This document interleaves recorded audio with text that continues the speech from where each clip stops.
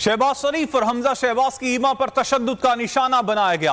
तशद्दुद से मेरा बाजू तोड़ दिया गया है। चौधरी परवेज इलाही की गुफ्तगू। कहा, मैं पीछे सीट पर बैठा था लेकिन नून लीग के गुंडों ने वहां पर आकर मुझ पर तशद्दुद किया। हमजा शहबाज ने मुझे टारगेट करके हमला करवाया।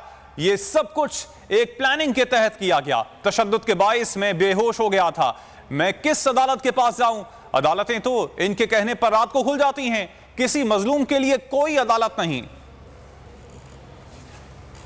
मुझ पे जो हमला किया है, इसमें जो सबसे बड़ा मुजरम है वो है हमजा शहबाज शरीफ। उसके कहने के ऊपर पीछे आराम से बैठा हुआ था, लोगों को मना कर रहा था कि ना अपने बंदे बुलाएं। पीटीआई को मैंने कहा जी कि आप भी बंदे ना बुलाएं। ये हमजा के बंदे थे जिन्होंने सारा काम किया है और ख़ास तौर पे मुझे टारगेट करके, ये हमजा शहबाज शरीफ है, उसने करवाया है मुझ पे हमला।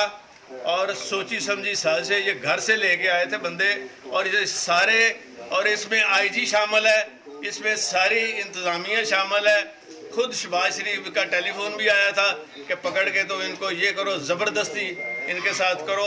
अभी भी कस्टोडियन हाउस का मैं स्पीकर हूँ। अगर स्पीकर के साथ ये हो रहा है तो फिर इनकी कौन सी जमहूरियत है? ये शरीफों की ये जमहूरियत है। देखा ये देखे, मेरा बाजू तोड़ दिया इन्होंने मार मार के, और मेरा सांस रुका हुआ है, ऑक्सीजन मुझे लगानी पड़ गई है। सब्सक्राइब करें और बेल दबाएं ताकि कोई खबर रह न जाए।